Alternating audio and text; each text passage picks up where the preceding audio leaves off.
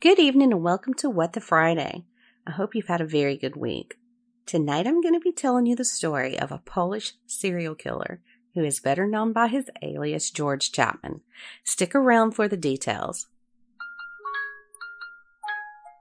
Welcome to WTFriday, an After Dark series presented by Mystery, Murder, and Magic.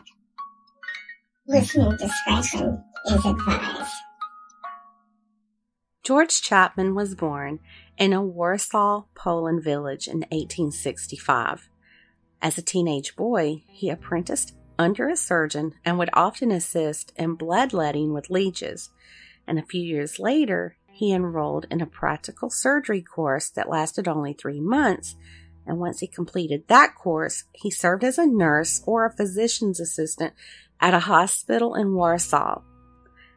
As an adult, he moved to London and settled in the East End. Shortly after he arrived in London, he started working as a barber's assistant, and soon afterwards, he opened his own barber shop. In 1889, George married a young Polish girl named Lucy, and the couple had 2 children together. In 1891, the family moved to the United States and settled in New Jersey, where George found work in a barber shop. George and Lucy started arguing a lot, and once while she was pregnant, he attacked her. Brutally attacked her. And later he said that he had intended on killing her. Well, with that, Lucy packed up and went back to London. And who could blame her? After moving back to London, she gave birth to the couple's daughter. George soon showed back up in London, and for a little while the couple reconciled their differences, but that didn't last long. When that marriage ended, he met a woman named Annie Chapman. Soon the two were sharing a home, and he had taken on her last name. And the only reason I've been referring to him by his alias is because I struggle to pronounce his Polish name. But anyway, this is when he took her last name, and after a year of living together, George brought in another woman to live with him. Well, Annie was pregnant, and it didn't sound like that she agreed to the other woman moving in with him, so she left. And when the baby was born, George did nothing to support the baby or Annie. And around this time, he started working in another barber shop. Seems that George was quite the ladies' man, huh? Well, over the years, he had several mistresses, and 3 of those mistresses died because he killed them. The first of those mistresses to die was a lady named Mary Isabella Spink. The two had met while George was working at a barber shop. And Spink was known as an alcoholic. Her husband had left her and taken their son with him. Not long after meeting George, the two pretended to be married and opened a barber shop together. Their business was really never successful, so they moved it to a richer part of town and offered what they called musical shaves. Spink would play a tune on the piano while George shaved the clients that came in. Sounds weird, but whatever floats your boat. But this actually became wildly popular, and the couple was making tons of money. But all was not well on the home front. And the woman who lived in the same building as they did said that she had often heard Spink screaming in the middle of the night, and she would often have bruises and abrasions on her face and marks on her throat. Well, eventually their barber shop lost popularity, and they closed up shop. George went to work managing a pub, and it was here that he poisoned Spink with tartar emetic. And it causes a very painful death, which is a lot like arsenic poisoning. Soon after Spink died, George hired Bessie Taylor to be the restaurant manager, and they soon were in a relationship. But like before, he became abusive to her, and he would often scream at her and threaten her with a gun. Well, soon she started having the same symptoms that Spink had had, so George packed up their stuff and they left town, just so that no one put 2 and 2 together, or at least not in that town. Well, the couple settled in Hertfordshire, but Taylor continued to get sicker and sicker. She even had surgery, but she couldn't get over her, quote, sickness. The two moved back to London, and he began running the Monument Tavern. but Taylor ended up dying right there in 1901. And he also tried to commit arson on that tavern, but he was unsuccessful with that. Well, later in 1901, George hired Maud Marsh as a barmaid.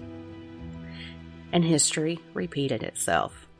The two entered into a relationship, he abused her, and she was also poisoned to death. Well, by the time Maud Marsh died, people were getting suspicious, so an investigation was opened by the police. They found that Marsh had been poisoned, and when the other two were exhumed, it was found that they had been poisoned too. In those days, an indictment for murder could only carry one count, so George was only charged with the murder of Marsh.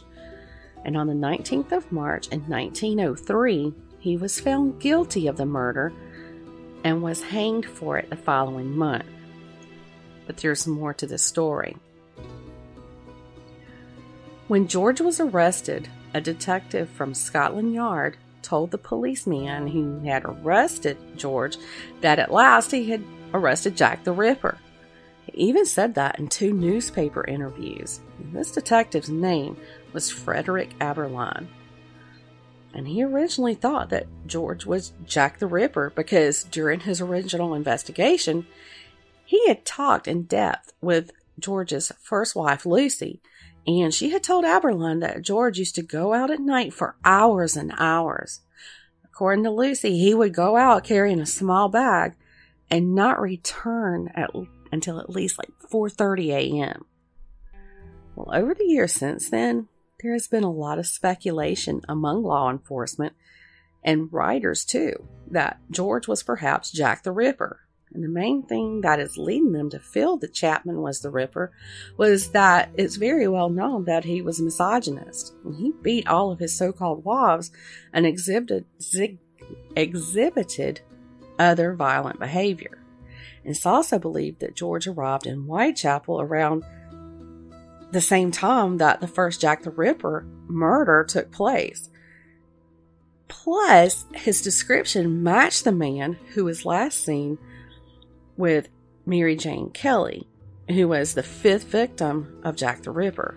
And get this, those murders stopped when George moved to the United States.